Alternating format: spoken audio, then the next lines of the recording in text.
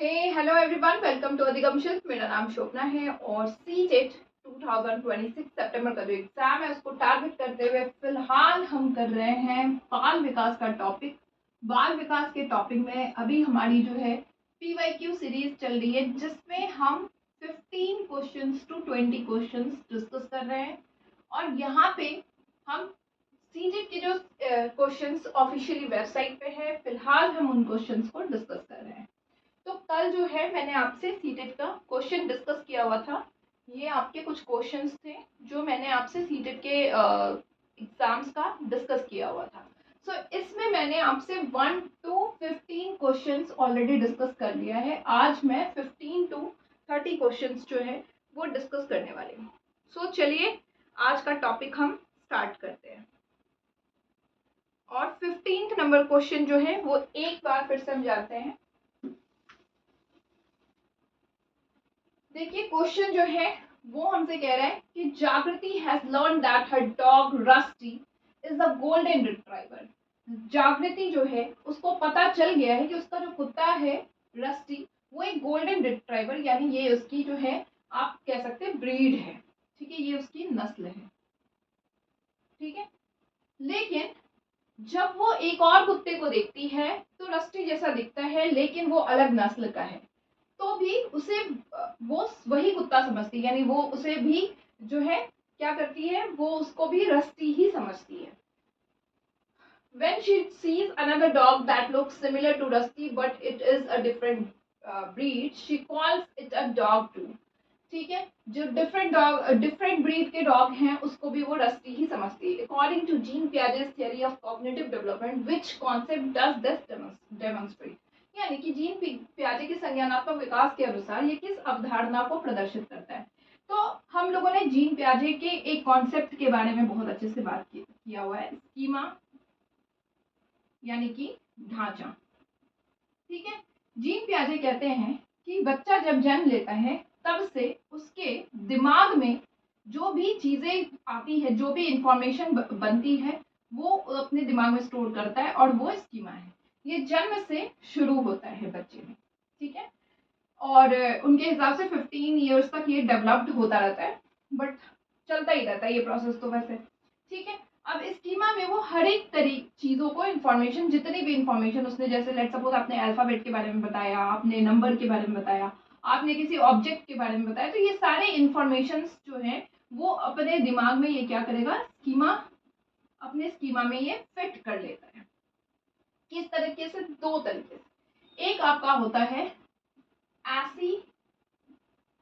Assimilation और एक होता है आपका अकोमोडेशन। एसिमिलेशन जिसको हिंदी में हम कहते हैं आत्मसात, और अकोमोडेशन जिसको हम कहते हैं समायोजन। एसिमिलेशन क्या है, आत्मसात क्या है? जब आपने अपने स्कीमा में, आपको ऑलरेडी कुछ इंफॉर्मेशन है और उसमें एक नई इंफॉर्मेशन को आप ऐड करते जा रहे हैं एग्जिस्टिंग स्कीमा में। जैसे अभी अभी मैंने बताया कि बच्चे को ए के बारे में पता है, ए के बारे में बच्चे को पता है और उसको ये भी पता है ए फॉर एप्पल होता है। अब आपने क्या किया, दूसरी बार उसको बताया ए फॉर एरोप्लेन होता है। फिर आपने बताया ए फॉर एंट होता है। फिर आपने बताया ए फॉर जो है आपके एरोबिक्स भी होते हैं। तो ये क्या है, उसको बच्चे के स्कीमा में ए इंफॉर्मेशन जो है पहले से मौजूद है, मौजूदा जानकारियां हैं ए के बारे में, लेकिन वो नई उसी मौजूदा जानकारी में नई इंफॉर्मेशन को, जानकारियों को वो क्या कर रहा है, जोड़ता जा रहा है। तो ये आपका एसिमिलेशन यानी आत्मसात कहलाता है। अकोमोडेशन क्या होता है, जब आप अपने स्कीमा में जो नई जानकारियों को क्या करते हैं, एडजस्ट करते हैं, मॉडिफाई करते हैं या फिर चेंज करते हैं।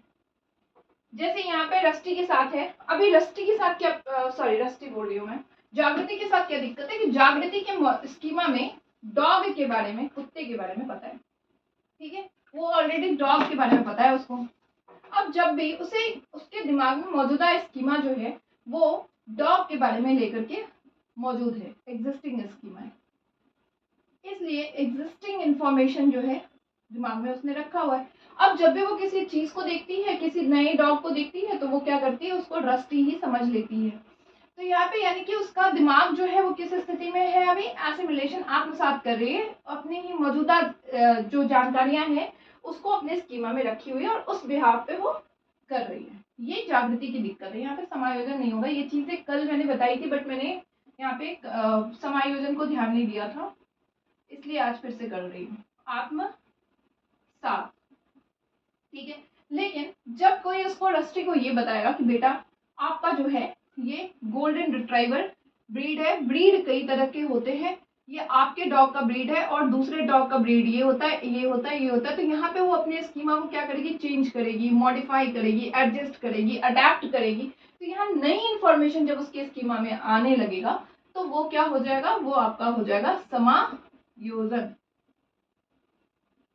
ठीक है, ये दोनों चीजें हैं। फिलहाल अभी इसका राइट आंसर जो है वो आपका क्या है, वो आपका है एसिमुलेशन।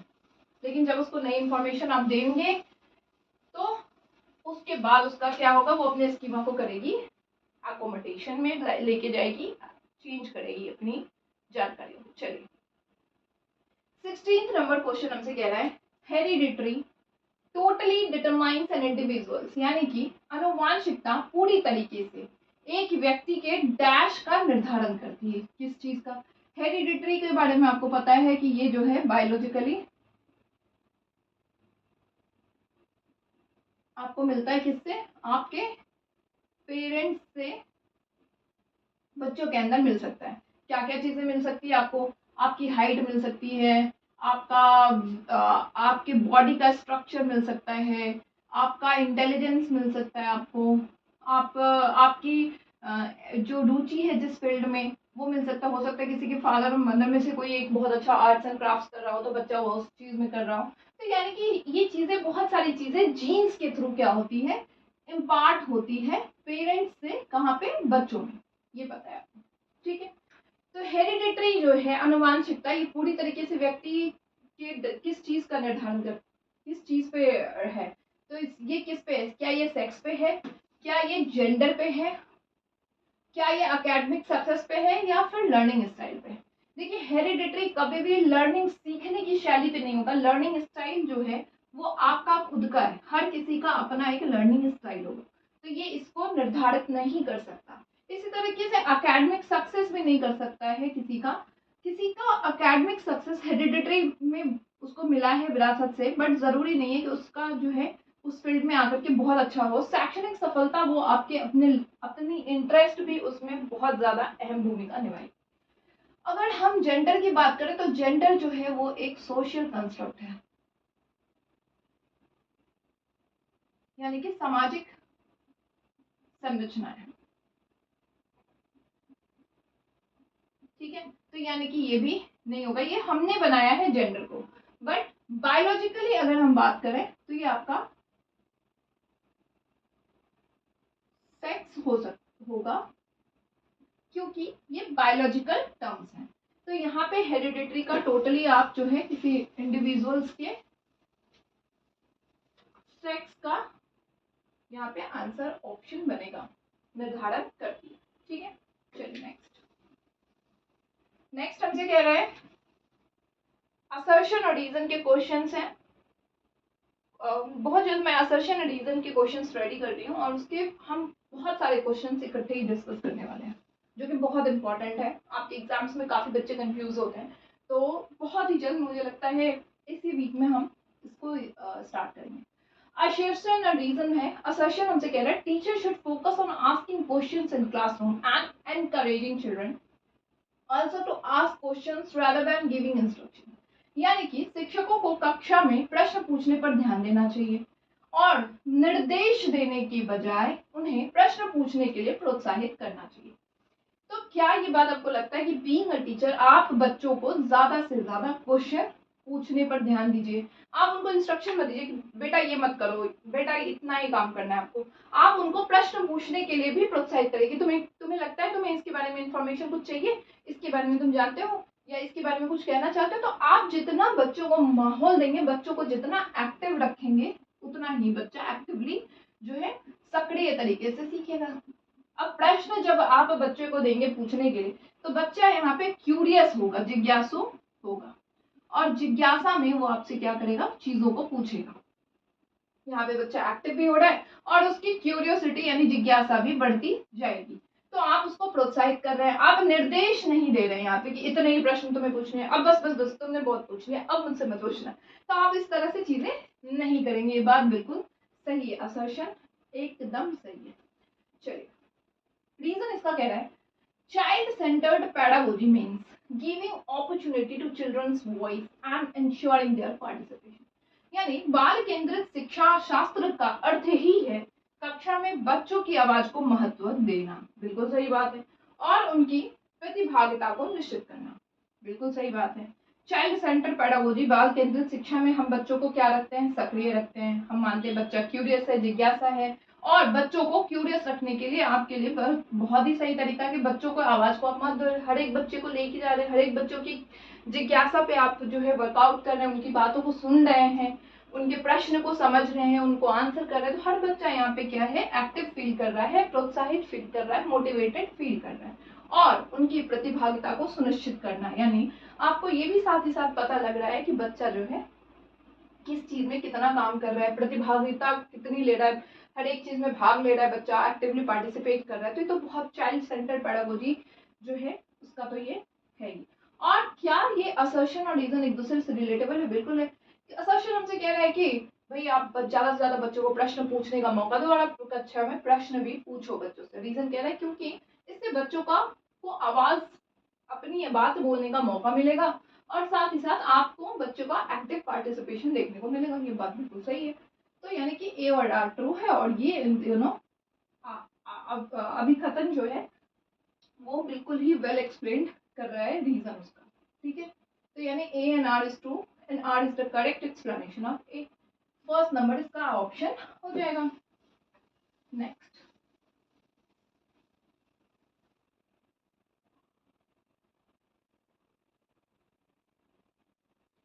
18th नंबर क्वेश्चन हमसे कह रहा है कि repetitive and ritualistic behaviour is an identifying characteristic of, यानी दोहराव और बार बार किए जाने वाला व्यवहार इनमें से किसकी विशिष्ट पहचान है। यानी आप बच्चे में देख रहे हैं कि वो किसी एक्शन को बार बार रिपीट कर रहा है, या फिर आप उसके देखेंगे कई बार बच्चा जो है हैंड को बार बार शेक कर रहा है, एक ही चीज को बार बार कर रहा है, उसके बॉडी लैंग्वेज में हो, उसके बिहेवियर में हो, वो चीजों को दोहरा रहा है। ठीक है, तो ये किसका होगा?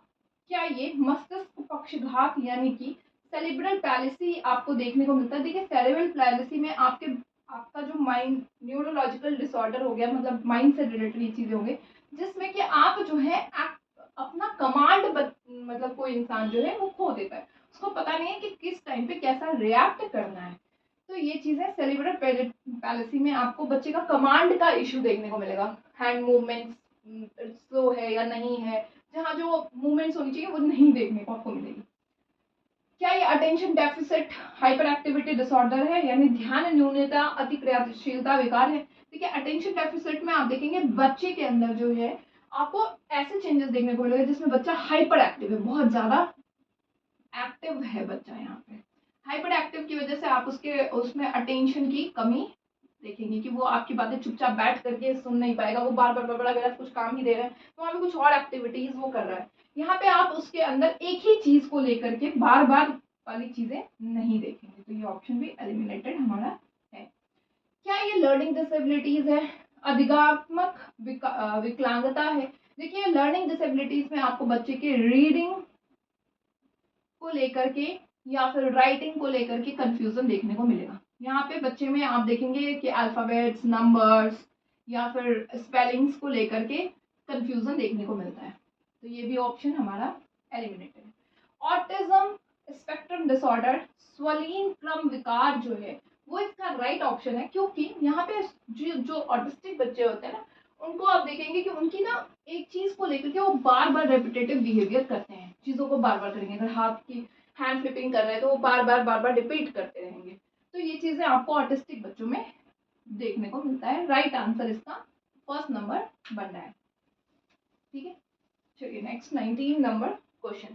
19 नंबर क्वेश्चन हमसे कह रहा है learning feels engaged and actively involve in the process of learning when learners feel engaged and actively involved in process of learning when शिक्षार्थी अधिगम प्रक्रिया में व्यस्त और सक्रिय रूप से शामिल महसूस तब करते हैं जब मतलब आप जो है स्टूडेंट को क्या कर रहे हैं, स्टूडेंट को आप एक्टिव रखना चाह रहे हैं, ठीक है। सबसे ज्यादा एक्टिव बच्चा रहेगा और बच्चे को एंगेज्ड, तो बच्चे सबसे ज्यादा एक्टिव और एंगेज्ड कब रहेंगे, चलिए देखते हैं। क्या जब आप जो है बच्चे को के प्रायर नॉलेज को क्या करेंगे, डिस्कार्ड कर देंगे और नेग्लेक्ट कर देंगे। जब बच्चे के पूर्व ज्ञान को आप अलग कर देंगे। आपने लेट्स सपोज कि बच्चे को अचानक से आए क्लास में, बच्चे को कुछ भी नहीं पता, आपने बच्चे को बोला पढ़ लो ANT and CAT cat, BAT bat. आपको ये भी नहीं पता कि आपके बच्चे ने इससे पहले क्या पढ़ा है, ये चीजें आपको नहीं पता है। हो सकता है उस बच्चे ने अल्फाबेट्स ही पढ़ा हो अभी तक में, सिर्फ अल्फाबेट्स, 2 लेटर्स को ज्वाइन करना है, 3 लेटर्स को ज्वाइन करना नहीं है। आपने यहाँ पे क्या किया, उसके प्रीवियस नॉलेज को बिल्कुल ही नेग्लेक्ट कर दिया। तो क्या बच्चा यहाँ पे एक्टिव फील करेगा, बिल्कुल भी नहीं। क्या बच्चा यहाँ एंगेज फील करेगा, नहीं, क्योंकि वो तो उसके सर के ऊपर से जा रहा है ना, आप जो सिखा रहे हैं। तो ये चीजें तो बिल्कुल ही नहीं है।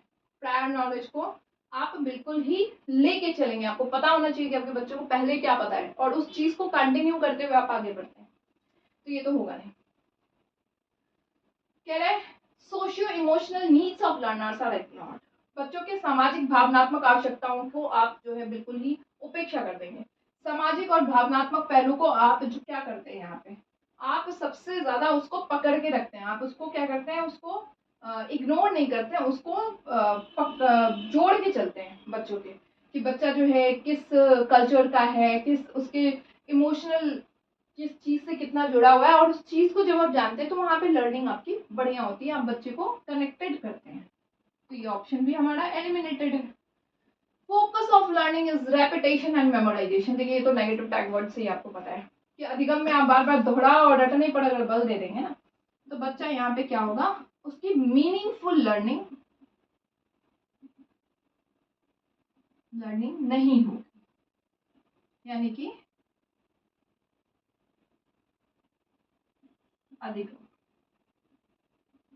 सार्थक अधिगम, मीनिंगफुल लर्निंग अगर नहीं हुई बच्चे की, तो यहाँ पे बच्चा कैसे पढ़ेगा, है ना। मीनिंगफुल, आप बार बार उसको किसी चीज को बोल रहे हैं, ये लो रट लो ANT एंड, बच्चे ने रट तो लिया ANT एंड CAT कैट या फिर DOG डॉग, रट तो लिया, बट उसको लेटर्स ज्वाइन करना नहीं पता है। अब इससे रिलेटेड जब आप 80 फैमिली में कोई और पूछेंगे तो उसको नहीं पता है।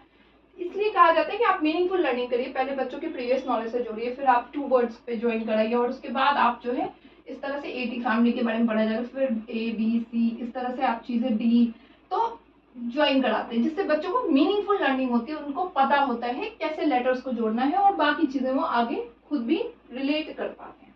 तो ये तो बिल्कुल ही गलत है। Activities are related to their context, जब गतिविधियां उनके संदर्भ से संबंधित हो। अब यहाँ पे आपने जो एक्टिविटीज कराया कोई, तो आप वहां पे उसको उसके कॉन्टेक्स्ट से रिलेटेड करवाया। आपको 3 लेटर्स ज्वाइन करवाना था, तो आपने जैसे AT की एक एक्टिविटी करा दी कि ये देखो AT होता है, इसके आपने कुछ एक्टिविटीज कंडक्ट करा दी, और फिर आप उसको ज्वाइन करा रहे हैं CAT, और फिर यहाँ पे एक एक्टिविटी करा रहे हैं कि बच्चे को आपने दे दिया कुछ कैट बना के दिखाओ, या फिर आपने कुछ फ्लैश कार्ड्स दे दिया और उसमें स्वैप करवा दिया। तो यहाँ पे बच्चा इन चीजों के थ्रू ज्यादा एक्टिव यानी सक्रिय होगा, और फिर सक्रिय भी होगा और व्यस्त भी रहेगा, और उसको मजा भी आएगा, और उसकी लर्निंग जो है वो सार्थक मीनिंगफुल लर्निंग भी होगी। तो ये सही है, फर्स्ट नंबर ऑप्शन बिल्कुल राइट ऑप्शन इसका बनता है। Next 20 number question, children with learning difficulties, जिन बच्चों को लर्निंग डिफिकल्टीज है, सीखने की अक्षमता और कठिनाइयों वाले बच्चों के साथ क्या दिक्कत होती है। अभी हमने लर्निंग डिफिकल्टीज के बारे में बात किया था। क्या आपने देखा कि इनकी IQ लो होती है और diagnose through standard intelligence test? क्या आपने उनको लर्निंग डिफिकल्टीज वाले बच्चों में ये पाया कि बच्चों को आपने बताया कि लर्निंग डिफिकल्टीज वाले बच्चे को नंबर्स, लेटर्स, सिंबल्स, उसमें स्पेलिंग्स, इन सब में कंफ्यूजन होता है। मैंने कुल मिलाकर के लर्निंग और राइटिंग से रिलेटेड चीज़ों में वो कंफ्यूज हो रहा है बच्चा। तो क्या आप उसको कैसे चेक कर रहे हैं? आप उसको आईक्यू को चेक कर रहे हैं और स्टैंडर्ड इंटेलिजेंस टेस्ट की तरफ जा रहे हैं, मानव बुद्धि परीक्षण के थ्रू आप उसको चेक कर पा रहे हैं? बिल्कुल भी नहीं। आप तो यहाँ पे क्लासरूम में भी देख रहे हैं कि उस बच्चे को ये प्रॉब्लम हो रही है। Have confusion with letters and alphabets that look alike. एक जैसे बच्चे, एक जैसे दिखने वाले अक्षर और वर्ण को लेकर के भ्रम होता है। बिल्कुल सही बात है। बी और डी में इस तरह के बच्चे कंफ्यूज होते हैं। एक जैसा दिखता है, अभी ये नहीं पता, इनको इस तरह की चीजों लेटर्स आप दे देंगे तो वो कंफ्यूज हो जाएंगे। वो ए इस तरह से हो या फिर ए इस तरह से वो लिख सकते हैं। तो एक जैसी चीजें सी हो गया तो उसको वो उल्टा लिख सकते हैं। तो इस तरह के कंफ्यूजन आपको देखने को इनके में मिलता है। सही बात है ये। नेक्स्ट में देखते हैं, अपनी भावनाओं को नियंत्रित करने की समस्या होती है। यहाँ पे भावनाओं के नियंत्रित करने की समस्या नहीं है, लर्निंग डिफिकल्टीज अभी बच्चों को हो रही है। ठीक है, फिर difficulties in reading due to poor sight की वजह से इनको परेशानी नहीं हो रही है। इनको लेटर्स, नंबर्स, स्पेलिंग्स, साउंड, वो रीडिंग, इन सब चीजों में प्रॉब्लम हो रही है। तो कुल मिलाकर के तीसरा नंबर ऑप्शन इसका राइट ऑप्शन बनता है। ठीक है, नेक्स्ट है 21 नंबर क्वेश्चन। 21 नंबर क्वेश्चन हमसे कह रहा है कि feral children, those who experience severe human social deprivation since very young age, usually have delayed or hindered development, and despite rehabilitation, the improvement in certain domains of development is likely to be suboptimal. Right? This period wherein development is significantly influenced by environmental support is called dash. Hindi में पढ़ लेते हैं, फिर question को समझते हैं। ऐसे बच्चे जिन्हें बहुत कम उम्र से गंभीर मानविक सामाजिक अभाव, यानी ऐसे बच्चे होंगे जिनको सामाजिक सोशल रीजन की वजह से जो है कोई चीज का अनुभव जो है कम मिला है। चाहे मान लीजिए बच्चा पुअर है ना, उसकी फैमिली जो है वेल इकोनॉमिकली उतनी रिच नहीं है और वो उसको स्कूल नहीं भेज पाया। तो यहाँ पे सोशल रीजन की वजह से, इकोनॉमिक कंडीशंस की वजह से उसको वो एक्सपोजर नहीं मिल पाया। आमतौर पर उनके विकास में आप बाधा देखेंगे। बिल्कुल सही बात है। पुनर्वास के बावजूद विकास के कई क्षेत्रों में सुधार अधीनस्थ होने की संभावना है। मान लीजिए आपने बच्चे को फर्स्ट, सेकंड, थर्ड तक स्कूल ही नहीं भेजा, ठीक है। अब बाद में धीरे धीरे कंडीशन ठीक हुई या फिर आपको अवेयरनेस आया और आपने उस बच्चे को स्कूल भेजा। तो यहाँ पे आप बच्चों के जो है सबसे पहले देखेंगे कि विकास, उनकी जो डेवलपमेंट है वो डाउन आपको कम देखने को मिलेगा।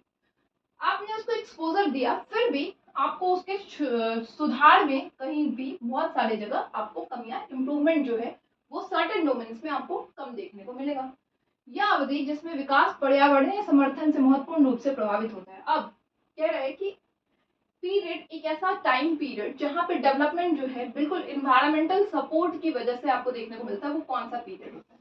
यानी अगर आपने बच्चे को इन्वायरमेंटल सपोर्ट भी दिया है तो आपका डेवलपमेंट जो है बढ़िया देखने को मिलेगा। इन्वायरमेंटल सपोर्ट का मतलब क्या है कि आपका हेरिडिटरी आपको सपोर्ट कर रहा है, साथ साथ आप इन्वायरमेंट को भी पूरी तरीके से, इन्वायरमेंट, पर्यावरण भी आपको सपोर्ट कर रहा है, तो आपका डेवलपमेंट बढ़िया होगा। एक बच्चा हो सकता है पढ़ने में अच्छा हो और उसको अच्छा माहौल मिला तो वहाँ पे वो आगे चल के अपने जीवन में बहुत अच्छा करेगा, उसका विकास बढ़िया होगा। और अगर नहीं मिला तो वो अच्छा नहीं करेगा। तो ये काल जो होता है ये संवेदनशील अवधि कहलाता है, जिसमें आपका जो है एक टाइम पीरियड होता है जहाँ पे आपको विकास जो है, एनवायरनमेंट का अगर आपको सपोर्ट मिलता है और प्रॉपर तरीके से आप करते हैं तो आपका बढ़िया होता है। तो ये फोर्थ नंबर ऑप्शन इसका राइट आंसर है। डिडक्टिव पीरियड कुछ है नहीं। डिडक्टिव पीरियड, इंडक्टिव और डिडक्टिव पता है आपको। यहाँ पे आप क्या करते हैं, रूल टू एग्जाम्पल जाते हैं, तो ये पीरियड है नहीं। इंट्यूटिव पीरियड्स मतलब कि आप सहज काल, जिसमें इंट्यूशंस के बेस पे होता है, तो यहाँ पे इसकी बात हम कर नहीं रहे। नेटिव पीरियड जैसी कोई बात होती नहीं है, हमने पढ़ा नहीं है अब तक। तो कुल मिलाकर के फोर्थ नंबर ऑप्शन इसका राइट ऑप्शन बनता है। Next, pre convinced generalisation about behaviours of various gender are called. विभिन्न जेंडर के व्यवहार के बारे में पूर्व कल्पित सामान्यकरण। यानी कि आपने बोला कि यार लड़कियों का जो काम है ना वो कुकिंग का हो तो बढ़िया है, मैं तो यही मानती हूँ। और लड़के जो है वो जॉब्स पे जाते हैं, कमा के लाते हैं पैसे। तो मुझे यही सही लगता है। ठीक है, तो ये आपका जो है क्या देखने को मिलता है जब आप किसी पूर्व कल्पित सामान्यीकरण की बात करते हैं, पूर्व कल्पना किसी स्टीरियोटाइप्स की बात करते हैं, किसी चीज को अवधारणा मान के चल रहे हैं, तो वो आपका जेंडर रूढ़िवादिता यानी कि जेंडर स्टीरियोटाइप्स कहलाता है। यहाँ पे आप एक अवधारणा आपके दिमाग में है कि लड़कियों की मैथ्स अच्छी नहीं होती है, आपने उसको बदला नहीं, आप उसी चीज को लेके चल रहे हैं। ऐसा होता नहीं है, बट मैं एक एग्जाम्पल के तौर पे कह रही हूँ, मैं खुद भी मैथ्स की स्टूडेंट हूँ, तो ये कहना तो बहुत ही बेकार होगा। फिर जेंडर भेदभाव यहाँ पे है नहीं, जेंडर डिस्क्रिमिनेशन नहीं, यहाँ पे एक आप यहाँ पे बॉयज को लेकर के भी एक थॉट लेके चल रहा है कि बॉयज का काम भाई लड़के खाना नहीं बना सकते। क्यों नहीं बना सकते, बना तो सकते हैं, लेकिन आपकी अवधारणा है, स्टीरियोटाइप है, रूढ़िवादिता है, जिसकी वजह से आप ऐसी बातें कर रहे हैं। जेंडर पहचान वाली बात है नहीं, जेंडर टाइपिंग वाली बात है नहीं, कुल मिलाकर के जेंडर रूढ़िवादिता को आप बढ़ावा दे रहे हैं, जेंडर स्टीरियोटाइप्स कहलाता है ये चीज। फर्स्ट नंबर ऑप्शन हमारा है। फिर है एन इंक्लूसिव क्लासरूम, समावेशी कक्षा में। Special children always work on their own curriculum. समावेशी कक्षा के बारे में आपको पता है, इंक्लूसिव क्लासरूम क्या है, जहाँ सभी तरह के बच्चे सामान्य रूप से आपके क्लासरूम में आते हैं। किसी जेंडर, किसी भी समाज, संस्कृति, कल्चर या फिर बायोलॉजिकल डिसेबिलिटीज हो, चाहे कुछ भी हो, कितने भी डिफरेंसेस आप मान लीजिए, आपके जेंडर में जितने डिफरेंसेस आ रहे हैं, सभी डिफरेंसेस के साथ आप वहाँ पे एक कक्षा में बच्चों को, एक स्कूल में बच्चों को वेलकम कर रहे हैं, और आप साथ ही साथ उनके हर एक नीड को फुलफिल कर रहे हैं। एक बच्चा है जिसको अगर सीढ़ियों से चढ़ने में कठिनाइयां हैं, तो आप उसे सीढ़ियों से चढ़ने के लिए यहाँ पे अलाउ करते हैं। एक बच्चा है जिसको देखने में कठिनाइयां हैं, पुअर आई साइट है, तो आगे बैठाने का प्रबंध करते हैं। हियरिंग इम्पेयरमेंट है, मशीन्स देने का काम करते हैं। तो सब तरह का आप यहाँ करते हैं, साथ ही साथ डिफरेंशिएटेड इंस्ट्रक्शन का इस्तेमाल आप करते हैं। ये आपका इंक्लूसिव क्लासरूम। अब यहाँ पे आप क्या करते हैं, अपने करिकुलम को लचीला बनाते हैं, विविध निर्देश का इस्तेमाल करते हैं, जिसमें हर एक बच्चे के नीड को आप समझते हैं और उस पर वर्कआउट करते हैं। पेडागोजिकल स्ट्रैटेजीज, शैक्षणिक रणनीतियाँ according to students, according to शिक्षार्थी आप बदलते हैं। चलिए ऑप्शन देखते हैं। Special children always work on their own curriculum. क्या आप ये मानते हैं समावेशी कक्षा में कि विशेष बच्चे जो हैं वो अपने पाठचर्या पे ही काम करेंगे? तो फिर आपने समावेशी कक्षा क्यों माना ही क्यों, रखा ही क्यों? फिर तो आप स्पेशल स्कूल्स जो हैं उन पे ही रखी बच्चे हो। आप यहाँ पे ये बात नहीं माने। यहाँ पे all children have access to and are included in the classroom activities. बिल्कुल सभी तरह के बच्चे को आप कक्षा में जो है कक्षा की गतिविधियों तक पहुंच दे रहे हैं और कक्षा की क्रिया में शामिल कर रहे हैं। आपने कोई एक्टिविटी किया है, कुछ पढ़ाया है, तो आप सारे बच्चों को लेके जा रहे हैं और वहां पे उसकी नीड के हिसाब से आप उसको वहां तक गतिविधियों तक पहुंचा दे रहे हैं। तो ये इंक्लूसिव क्लासरूम का रूल होता है। Special childrens are looked upon as needy and dependent. बिल्कुल भी नहीं, आप यहाँ पे सिंपैथी नहीं, आप बच्चों को एम्पैथी की भावना, सहयोग का भावना बच्चों के अंदर डेवलप करते हैं। ये नहीं कहेंगे हाँ ये बच्चा तो काम नहीं कर सकता, नहीं, ये आप यहाँ पे बच्चों में सहयोग की भावना को पैदा करते हैं। तो ये बात गलत है। सभी बच्चे सामान्य पाठचर्या का पालन करते हैं और शिक्षार्थियों के लिए समान शिक्षा शास्त्र अपनाया जाता है। All children follow same curriculum and uniform pedagogy. देखिए पैडागोजी जो है ना और करिकुलम जो है ना, यहाँ पे लचीला रखते हैं, यूनिफॉर्म नहीं रखते। अकॉर्डिंग टू स्टूडेंट्स आप करिकुलम को लचीला देते हैं यहाँ पे। तो सबसे बढ़िया सेकेंड नंबर ऑप्शन। ठीक है,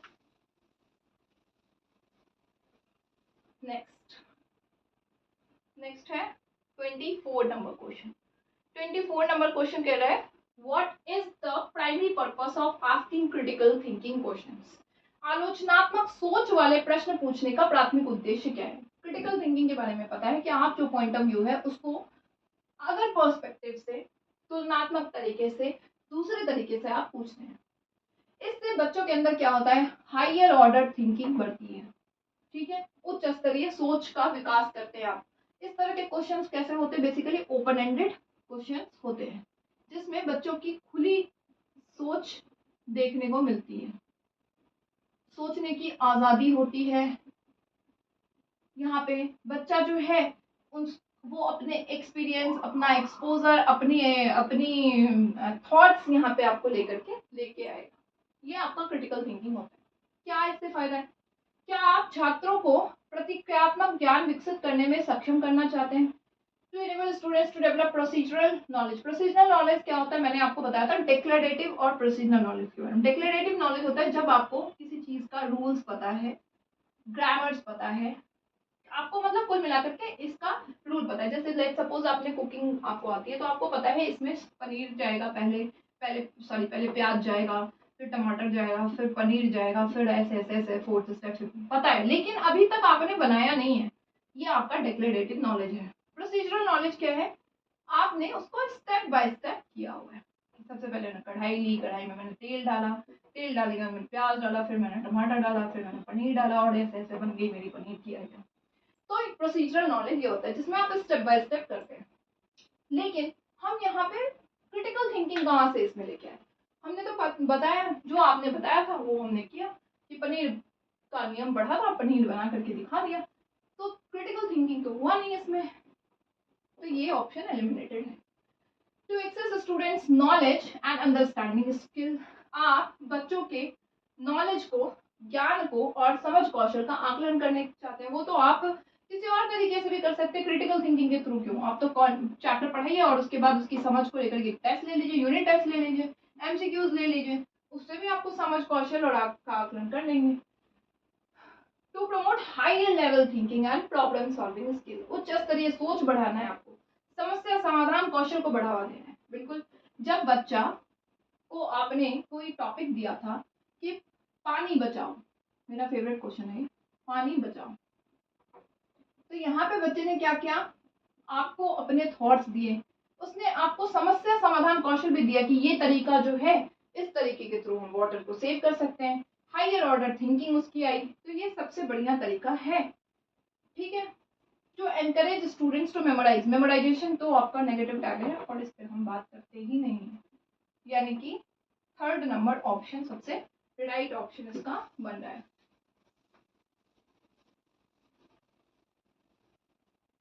25th number question, 25th number question हमसे कह रहा है which of the following is correct about the process of learning according to socio-constructivist theories, यानी सामाजिक रचनावाद।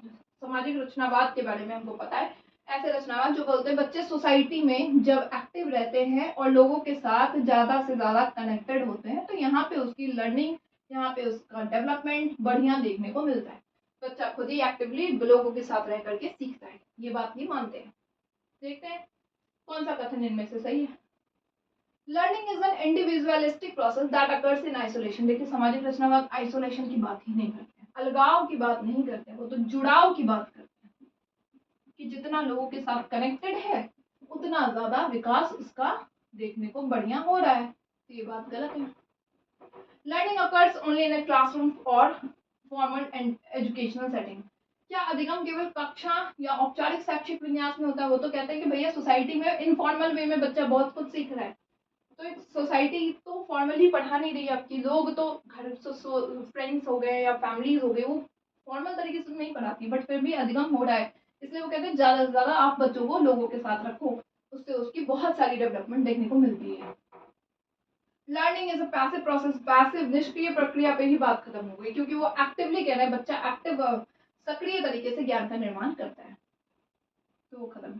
अधिगम अर्थ निर्माण की एक सामाजिक प्रक्रिया है। Learning is a social process of meaningful learning, बिल्कुल सही बात है कि सोशली प्रोसेस है जिसमें आप जो है अधिगम सीखते हैं, जितना लोगों के साथ कनेक्ट होते हैं उतनी आपकी लर्निंग होती है और मीनिंग मेकिंग होती है, अर्थ निर्माण आप करते हैं, आप लोगों के साथ रहते हैं और कई चीजें आप सीखते हैं जो आप स्कूल में नहीं सीखते होंगे, तो ये चीज सही है, 4th नंबर ऑप्शन इसका सही बन रहा है।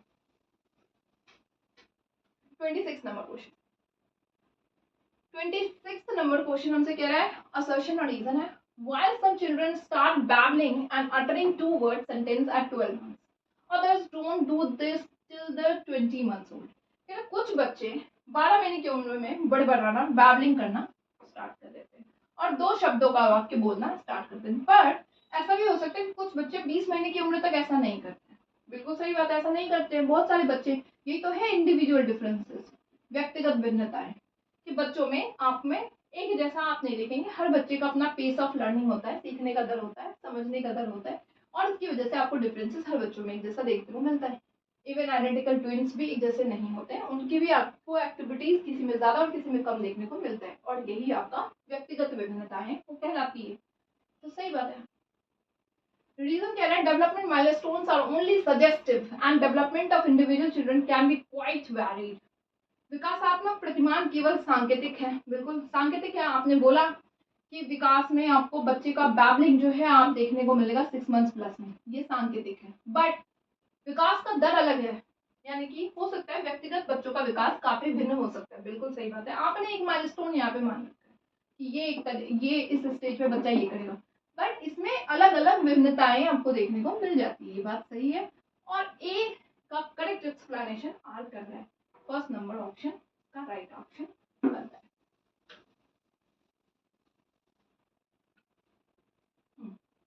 27 नंबर क्वेश्चन, 27 नंबर क्वेश्चन कह रहा है growth in height and weight of children is an example of, यानी बच्चों की लंबाई और वजन में वृद्धि किसका उदाहरण है। आपको पता है डेवलपमेंट का एक हिस्सा है ग्रोथ, और ग्रोथ क्या है, ग्रोथ को आप किसी बच्चे की लंबाई, लेंथ, चौड़ाई, विड्थ, वेट, वजन, इन सब के तौर पे, शरीर का स्ट्रक्चर, इन सब के तौर पे आप उसको माप पाते हैं, जब आप मेजर कर पाते हैं तो वो ग्रोथ कहलाता है।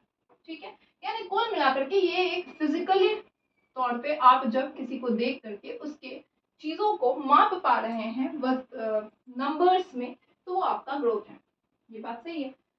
अब ये कैसा है, किस तरह का एग्जाम्पल है, क्या ये भावनात्मक परिवर्तन आप इसमें देख रहे हैं, बिल्कुल भी नहीं। क्या आपने इसमें संज्ञानात्मक देखा, नहीं देखा हमने, तो भाई सिंपल तरीके से इसमें गुणात्मक भी नहीं देखा हमने, सिंपल तरीके से इसमें मात्रात्मक देखा, जिसको हम मेजर कर पा रहे हैं किसमें, नंबर्स के टर्म में। वेट ही देख लीजिए, किसी का वेट है आप नंबर्स में मेजर कर सकते हैं, हाइट है मेजर कर सकते हैं, वेट है, चौड़ाई है, मेजर कर सकते हैं। तो जिस चीज को आप नंबर में मेजर कर पा रहे हैं वो आपका क्या कहलाता है, वो आपका ग्रोथ कहलाता है, और ग्रोथ भी डेवलपमेंट का एक हिस्सा है। ठीक है, next 28 number question, 28 number question कह रहा है when presented with Heinz dilemma Arunima reasons the law wasn't set up for those circumstances. Taking the drug in this situation isn't really right, but it is justified. Which stage of modal development is Arunima according to the theory of Lawrence Kohlberg? कह रहे हैं कि हेंच की दुविधा को पेश करे जाने पर अरुणिमा तर्क देती है कि कानून इन परिस्थितियों के लिए स्थापित नहीं किया गया। इस स्थिति में दवा लेना वास्तव में सही काम तो नहीं है, लेकिन ये उचित है। ये कौन सी अवस्था है, देखिए हमने पढ़ा था 3 लेवल, प्री कन्वेंशनल, पूर्व पारंपरिक, कन्वेंशनल पारंपरिक, और बाद पारंपरिक आपका हो गया पोस्ट कन्वेंशनल। पूर्व कन्वेंशनल में आपने देखा नैतिकता बच्चों में शून्य होती है, और इसमें आपने 2 स्टेजेस देखा, एक में जहां बच्चा पनिशमेंट से बचने के लिए कोई काम कर रहा है, दूसरा अपने फायदे के लिए काम कर रहा है। फिर आपने कन्वेंशनल में देखा नैतिकता बढ़ रही है, यहाँ पे बच्चा जो है क्या कर रहा है, सोसाइटी में अच्छा बनने का काम कर रहा है। ठीक है, फिर आपने 4th स्टेज में देखा कि बच्चा रूल्स को, नियम को नियम मान रहा है और किसी भी परिस्थिति में नियम को बदलाव नहीं करता। फिर आपने 3rd जो लेवल है और 5th स्टेजेस में आपने देखा नैतिकता बढ़ गई है, और बच्चा ये समझ रहा है कि भाई ये जो नियम है ना, ये हमारे हित में बना हुआ है, जरूरत पड़ने पर हम इनको ब्रेक डाउन कर सकते हैं। और लास्ट स्टेज जो है आपका, वो तो यूनिवर्सल एथिक प्रिंसिपल्स है, जो बहुत ही अलग है, उसमें तो लोग अपनी जान को दे देते हैं। तो यहाँ पे अरुणिमा का तर्क ये है, भाई गलत तो है, दवा चुराना गलत काम है, पर दवा लेना तो सही नहीं है, लेकिन उसकी वाइफ की जान चली जाती, इसलिए उसने लिया है तो ठीक है ना। यानी कि उसकी डेवलपमेंट, उसकी जो मोरालिटी है, नैतिकता है, वो इतनी विकसित हो गई जहाँ वो समझता है कि नियम हमारे लिए बना हुआ है, बट अगर जरूरत पड़ रही है तो इसलिए तो वो तोड़ रहा है, उसकी परेशानी है, उसकी मजबूरी है। तो यानी कि ये कौन सा आपका नियम हुआ, यहाँ पे आपका हो गया क्या, ये सोशल कंसर्न एंड कॉन्साइजेस हो गया, सामाजिक सरोकार और विवेक हो गया, क्या ये morality of contrast of individual rights end of democratically हो गया, नैतिकता का विरोधाभास, व्यक्तिगत अधिकार वो लोकतांत्रिक हो गया, क्या ये ओरिएंटेशन टुवर्ड पनिशमेंट हो गया। देखिए ओरिएंटेशन टुवर्ड पनिशमेंट तो हमने फर्स्ट में करा, तो वो तो वहां तक तो गए ही नहीं। क्या ये इंस्ट्रूमेंटल पर्पस एंड एक्सचेंज हुआ जिसमें हमने देखा टिट फॉर टैट कि यहाँ अपने के लिए काम कर रहे हैं, ये भी नहीं हुआ। अब देखते हैं इन दोनों में कौन सा आपका होता है। Modality of contrast individual rights end of democratically, नैतिकता का विरोधाभास, व्यक्तिगत अधिकार और लोकतांत्रिक कि मतलब अपनी राइट्स के लिए, अपनी जान बचाने के लिए अगर आप कर रहे हैं तो वो चीज़ है। यहाँ पे सेकंड नंबर ऑप्शन के साथ हम जाएंगे। ठीक है, सामाजिक सरोकार और विवेक क्या है कि आप सोशल कंसर्न के लिए काम कर रहे हैं यहाँ पे, बट वो अपने लिए काम कर रहे हैं, यहाँ पे अपनी बीवी की जान बचाने के लिए काम कर रहे हैं। तो ये सेकंड नंबर ऑप्शन इसका राइट ऑप्शन बनता है। चलिए next 29 number question. 29 number question हमसे कह रहा है which of the following is correct in context of gifted children। Gifted children में प्रतिभाशाली बच्चों के संदर्भ में कौन सा कथन सही है? क्या गिफ्टेड चिल्ड्रन जो है वो free from risk of learning disability, क्या ऐसा है कि बच्चे, प्रतिभाशाली बच्चे सीखने की अक्षमता के जोखिम से मुक्त होते हैं? ऐसी तो बात हमने नहीं पढ़ी है। जो गिफ्टेड चिल्ड्रन के बारे में हमने पढ़ा है ऐसे बच्चे जिनके IQ 120 या 130 प्लस आपको देखने को मिलती है, कई जगह 140 प्लस आप देखेंगे, तो वो गिफ्टेड बच्चे कहलाते हैं। ठीक है, इनकी आपने देखा सीखने का जो दर है, पेस ऑफ लर्निंग जो है वो भी काफी आपको बढ़िया देखने को मिलेगा, दूसरों से कंपैरेटिवली अच्छा सीखते हैं। अब बहुत जल्दी जल्दी इनका जो है करिकुलम खत्म हो जाता है, आप कोई चैप्टर पढ़ाइए, कोई इवन की बहुत जल्दी स्टैंडर्ड्स खत्म हो जाते हैं, तो इनसे ऐसे बच्चों को आप क्या करते हैं, जल्दी जल्दी प्रमोट करके आगे बढ़ाते हैं। गिफ्टेड चिल्ड्रन जो है certainly excel in all areas academic, social and emotional, प्रतिभाशाली बच्चे निश्चित रूप से शैक्षणिक, सामाजिक और भावनात्मक सभी क्षेत्रों में उत्कृष्ट, जरूरी नहीं कि वो सामाजिक रूप में बहुत अच्छा हो या भावनात्मक रूप में बहुत अच्छा हो, पढ़ने में अच्छा है, IQ लेवल अच्छी। Gifted students are always happy, popular, well adjusted, जरूरी नहीं है। बहुत सारे प्रतिभाशाली बच्चे लोकप्रिय और सब जगह समायोजित एडजस्टेबल हों, ये जरूरी नहीं। Gifted students learn at comparatively advance pace than other students, बिल्कुल सही बात है। प्रतिभाशाली छात्र अन्य छात्रों की तुलना में अपेक्षाकृत उन्नत गति से सीखते हैं। ये फोर्थ नंबर ऑप्शन इसका राइट ऑप्शन बनता है। ठीक है,